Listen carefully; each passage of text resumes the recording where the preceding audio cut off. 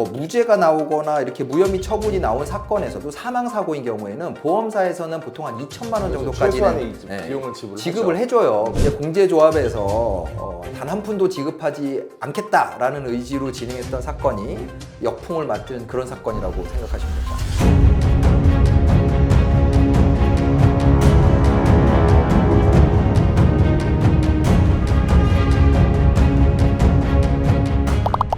놀라셨죠? 영상 보면 이제 버스가 주행을 하는데 무단횡단하던 사람이 오른쪽에서 차들 사이에서 이제 갑자기 나와가지고 충격을 당해서 보행자 사망했습니다. 소송돼서 치료를 받던 중에 채 며칠이 지나지 않아서 사망을 했는데요.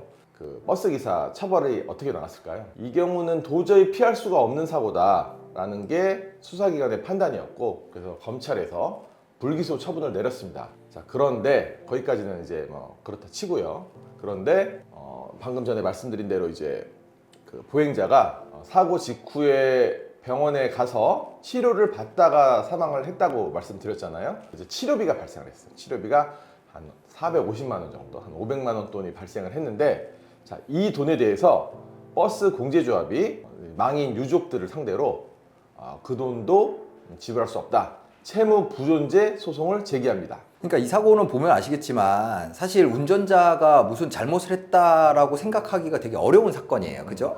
뭐 정차돼 있는 차 사이에서 갑자기 튀어나왔었고, 그렇죠. 그리고 뭐 전혀 그 튀어나온 시점도 브레이크를 밟는다고 해도 뭐 피할 수 있는 그런 상황은 아니었던 걸로 보여지거든요. 그래서 검찰에서도 이게 뭐 운전자의 과실이라고 볼 수 없다라고 판단을 해서 무혐의 처분을 했는데, 이런 형사사건의 결과가 반드시 민사에서의 결과랑 일치하는 건 아니에요. 그렇죠. 물론 중요한 증거가 되기 때문에 대부분의 교통사고와 관련된 민사 손해배상 청구 사건에서는 형사사건의 기록을 가져가서 보는 방식으로 그렇게 이루어집니다. 보통은 이제 거의 피할 수 없었던 뭐 무죄가 나오거나 이렇게 무혐의 처분이 나온 사건에서도 사망사고인 경우에는 보험사에서는 보통 한 2천만 원 정도까지는 비용을 지급을 해줘요. 근데 알고 계시겠지만 이제 악명 높은 우리 버스 공제조합, 공제조합, 뭐 택시 공제조합 이런 조합에서는 이런 거를 한치의 용납도 하지 않는 그런 성향을 보이고 있기 때문에 이런 소송들이 가끔 들어옵니다.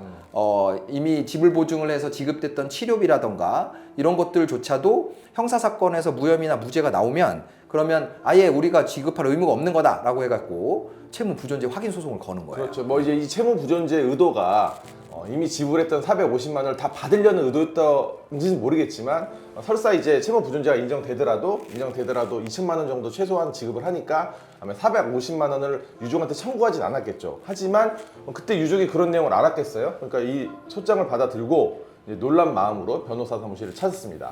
근데 이제 이 영상을 제가 이제 사건을 맡아가지고 자세히 이제 분석을 해보니 딱 한 가지 포인트가 있었어요. 마침 그 보행자가 튀어나오던 순간에 이 버스 기사님의 시선이 정면을 향해 있지 않았다라는 거죠. 물론 변론을 하는 입장에서도 정면을 주시하고 있었더라도 저 순간에 튀어나왔으면 피할 수 있었을까? 뭐 의문은 있긴 했지만 어쨌든 저는 용병이니까요. 저희 의뢰인의 입장에서 운전기사가 사고 발생 당시에 정면을 하지 않았던 부분이 이 사고의 결과에 영향을 줬다라는 주장을 계속했고요. 이때 당시에는 거의 이제 보행자 무단횡단을 하는 보행자에 대한 사고에서도 운전자의 과실, 주간이냐 야간이냐에 따라서 뭐 보행자의 과실을 20% 30% 정도 잡을 때였었는데 이 사고 같은 경우는 사실 너무 이제 갑자기 튀어나왔기 때문에 그거보다는 훨씬 많은 과실이 잡힐 거라고 생각을 했던 사건이에요. 그래서 변호사님이 이제 유족들 입장에서 버스 기사, 그러니까 버스 공제조합을 상대로 2억 원이라는 손해배상금을 청구합니다. 이제 과실을 우리 쪽 과실을 피해자 과실 한 30%가 맞다 해가지고 이제 주장을 하는데, 버스 공제조합 측 그 이제 반소장 받아들고 이제 뭐 노발대발했겠죠. 그래갖고 이제 말도 안 된다 그러면서 이제 옥신각신 했는데 결과는 어땠을까요? 결과가 어땠나요? 네, 최종적으로 3,300만 원을 지급하라라는, 그러니까 한 85% 정도의 그 피해자 과실을 인정을 한 거거든요. 그렇죠. 일반적으로 보행자 그 무단횡단 보행자 사고보다는 훨씬 더 과실이 많이 잡힌 건 사실이에요. 근데 이제 전체적으로 결과를 이제 숫자로 생각을 해보면 일반적으로 사망 사고에서 무혐의 무죄가 나오더라도 일반적인 보험사에서는 2천만 원을 지급을 해줍니다.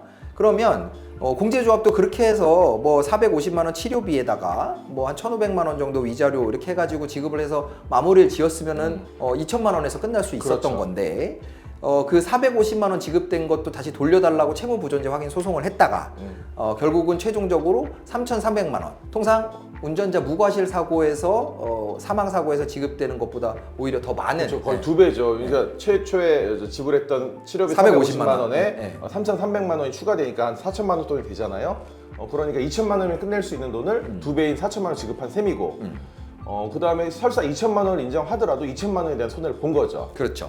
그래서 이 케이스는 오히려 이제 공제조합에서 단 한 푼도 지급하지 않겠다라는 의지로 진행했던 사건이 역풍을 맞은 그런 사건이라고 생각하시면 될 것 같아요. 다만 마지막으로 이 사건을 할 당시는 지금보다 이제 훨씬 좀 예전이기 때문에 지금 만일에 이런 사건을 맡게 된다면 이런 결과를 낼 수 있다라는 자신은 솔직히 말씀드리긴 좀 어려울 것 같습니다. 그러니까 무단횡단은 절대 하시면 안 되는 네네. 일이라는 거 다시 한번 말씀드리고 오늘 영상 여기까지 하겠습니다. 자, 오늘도 안전운전 하시고요. 혹시 사고가 발생한다면 본모법인 LKS 이기루 변호사 잊지 마시고요.